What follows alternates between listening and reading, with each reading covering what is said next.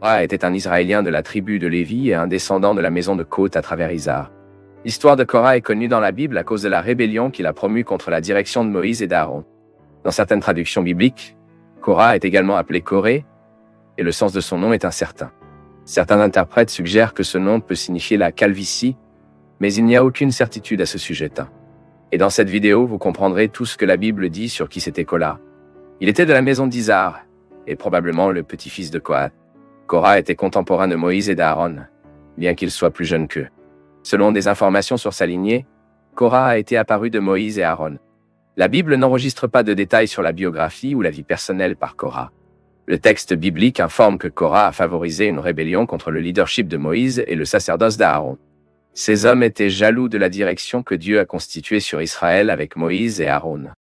Le livre des Nombres, chapitre 16, entre les versets 3 et 13. Moïse et Aaron ont été accusés d'avoir revendiqué une sainteté et méprisant la sainteté de toute la congrégation d'Israël. En particulier, Aaron a été accusé d'avoir affecté la position de prêtre. Moïse était toujours accusé d'avoir échoué diriger Israël à la terre promise et plutôt a fait le roi et a conduit le peuple à une situation instable au milieu du désert. Et dans ce contexte, en revanche, Moïse a accusé Korah et les Lévites d'essayer de devenir prêtres à tout prix, alors qu'ils doivent être satisfaits pour être Lévites. Le sacerdoce n'avait été confié qu'à la maison d'Aaron et les autres Lévites devaient l'accepter. Ensuite, Moïse a fait une proposition aux Lévites qui prouverait qu'ils avaient été choisis par Dieu pour diriger le peuple et occuper la prêtrise. Selon ce test, l'autre jour, les Lévites du groupe Korah devraient offrir de l'encens au Seigneur. Et donc Dieu confirmerait ses choix. Mais il semble que les rebelles dirigés par Korah, Dathan, Abiram et Om aient obtenu le soutien massif de la congrégation d'Israël. Moses et Aaron étaient presque seuls contre le reste du peuple. Et la situation était si grave que Moïse et Aaron ont dû intercéder à Dieu pour qu'il n'a pas détruit toute la congrégation d'Israël, selon ce que nous lisons en Chiffres, chapitre 16, entre les versets 20 et 22. Avec des Moïse isolés et Aaron, il semble que seuls les 70 anciens d'Israël aient soutenu les deux frères choisis par Dieu. Les dirigeants de la révolte, Korah, Dathan et Abiram, ainsi que leurs maisons, ont également été séparés des autres Israélites.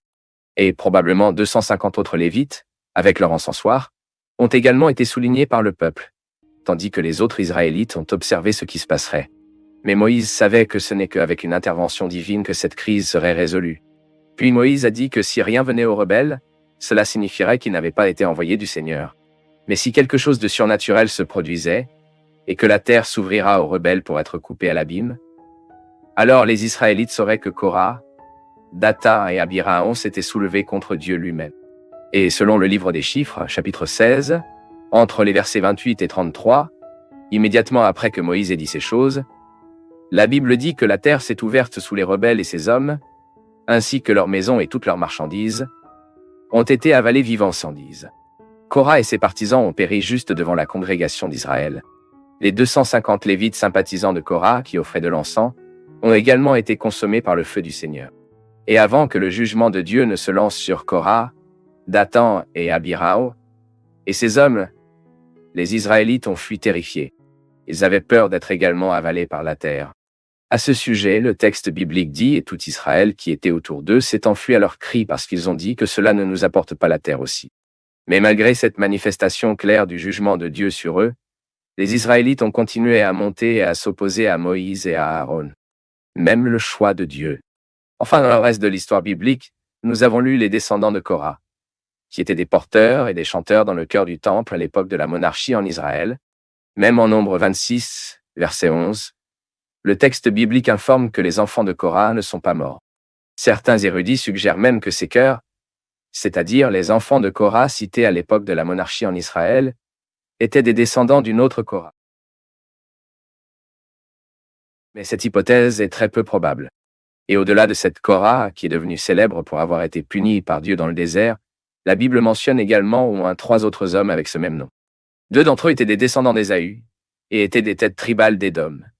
Et ils sont cités dans le livre de Genèse, et aussi dans le premier livre des Chroniques. L'autre Korah était l'un des fils d'Hébron inclus dans la tribu de Juda.